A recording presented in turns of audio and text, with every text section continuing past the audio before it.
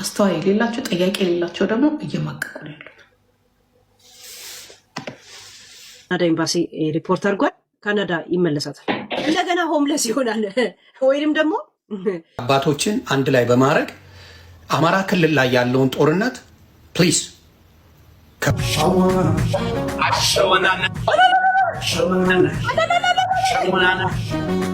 መረጃ ተሰምቷል። ወጣቷ ቲክቶከር ጃኒ ከአዶናይ ቀጥሎ ከእስር ተፈታ።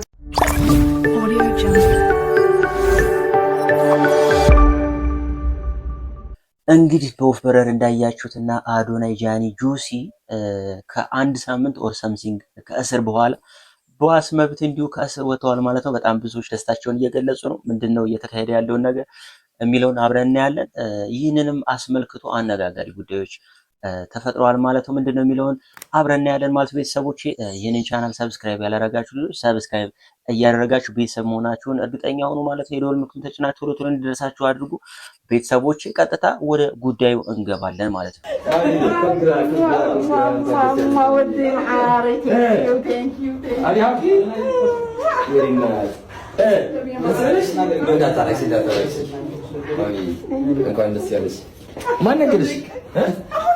ማርያም ነው ራሱ ቤት ገባ። ቻው ቻው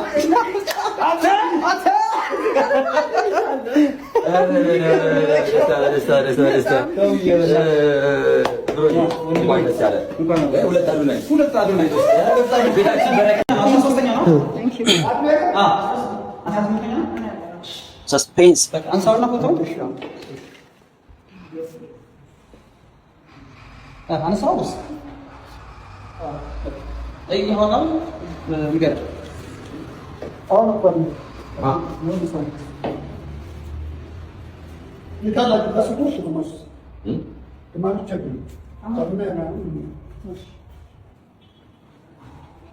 እድለኛ ነው ግን በአንድ ሳምንት መለቀቁ። አሁን ተረጋጊ።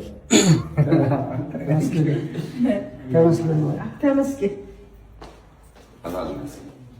ማሚ ይላል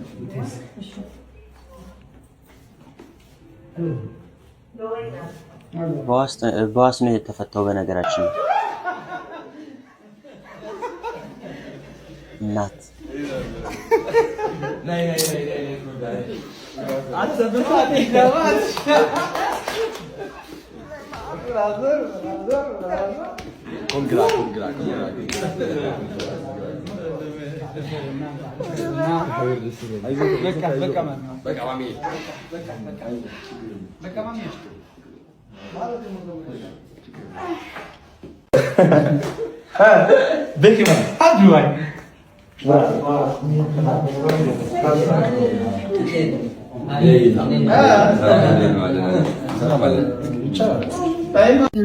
ጃኒ ተፈታች።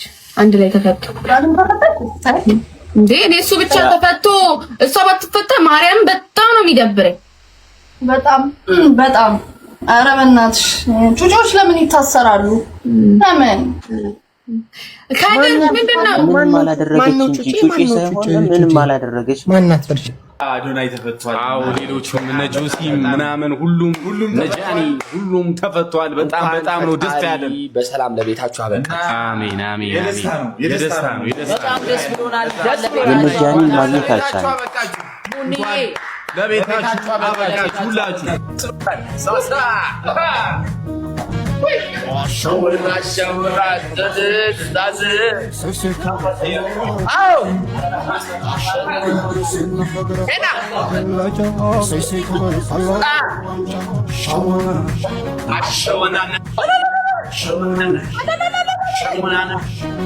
በዚህ ሰዓት ከአዶናይ ቀጥሎ ሌላ ሰበርና አስደሳች መረጃ ተሰምቷል። ወጣቷ ቲክቶከር ጃኒ ከአዶናይ ቀጥሎ ከእስር ተፈታለች። ለቀናት በፌዴራል ፖሊስ ቁጥጥር ስር የነበረችው እህታችን ጃኒ አሁን ከመሸህ መፈታቷ ሰምቻለሁ። ለመላው የጃኒ ቤተሰቦች ቪዲዮ ማግኘት ባልችልም ያው ተንቀሳቃሽ ቪዲዮ ባላገኝም ከታማኝ ምንጭ እንደተፈታች ሰምቻለሁ።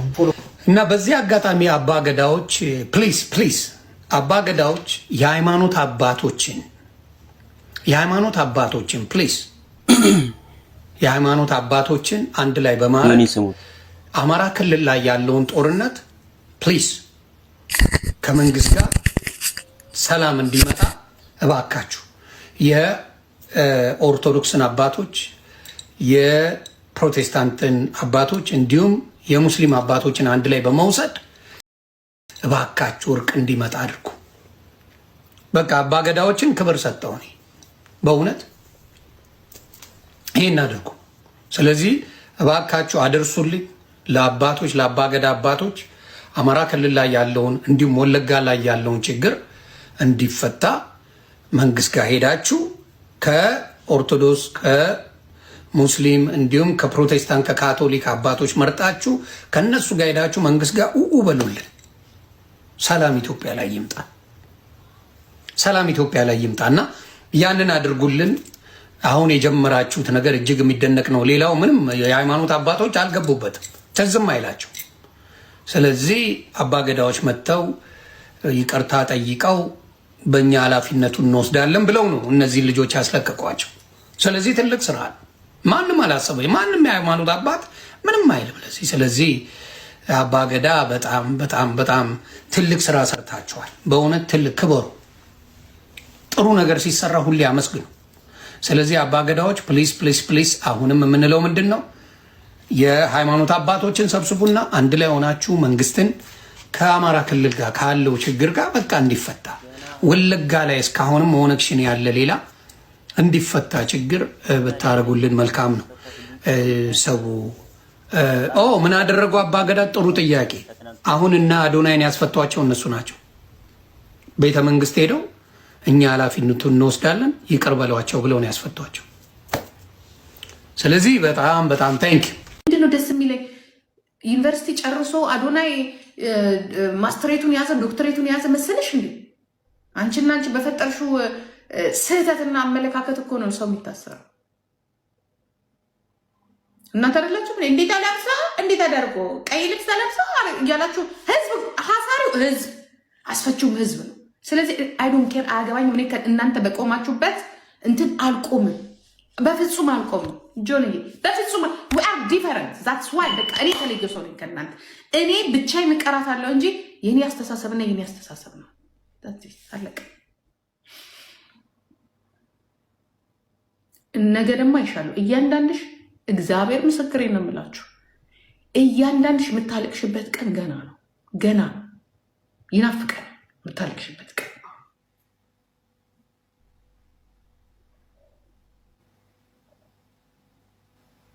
ዛሬ እሱ ቤተሰብ ስላለው ተፈቷል።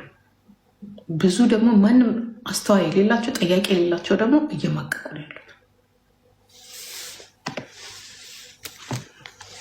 እሱ ፓስፖርት ስላለው ተፈቷል። ያ ነው፣ ይሄ ነው ሀገር ለኔ። እኔ ከብት ማየት ነው ያስጠላኝ። ያ አዶናይ ተፈታ፣ ለምን አይፈታም? ግን ብዙ ቀይ መስመሮችን ተሰጥቶት ነው የወጣው። ለሱ ብቻ ሳይሆን ለሌሎቹም የደውል ምልክት ተደውሎላቸዋል። በዛው ቀጥላለሁ ካለ ኦሬዲ አባቱ ካናዳዊ ነው ብሎ ለካናዳ ኤምባሲ ሪፖርት አድርጓል። ካናዳ ይመለሳታል። እንደገና ሆምለስ ይሆናል ወይም ደግሞ እስር ቤት ጠቦ ያውቅ። በህይወት ዘመን እስር ቤት ጠቦ ያውቅም። እስር ቤት በርቅ መቀርቀሪያ የሚሆነው ይቀመጣል። እምቢ ካለ ማለት በዚሁ አይነት ኢነርጂ በእንደዚሁ አይነት እንትን ሄዳለሁ ካለ ለምን አንዳንድ እንትኖች እየተጠቀሙበት እንደሆነ ሂደቶቹ ሁላ ተነግሮት አልገባ ካለው ዛሴት ለህዝብም ለሀገርም ለምንም ውካታን ለመጠበቅ ሲባል ይደረጋል ማለት ነው። ያ የመጀመሪያ እንቅስቃሴ ነው። ዝም ብሎ እስር ቤት ገብተዋል ለሚወጡት ስንት ነገር ቁጭ ብለው እያንዳንዱ ቲክቶከሮች እንትኖች ተሰጥቷቸው ነው የወጡት። ያ ማለት በእንደዚህ አይነት መንገድ የታፈሱት ኤቫና ምናምን አይ ቲንክ የምትፈታ አይመስለኝም። ትንሽ ትቆያለች።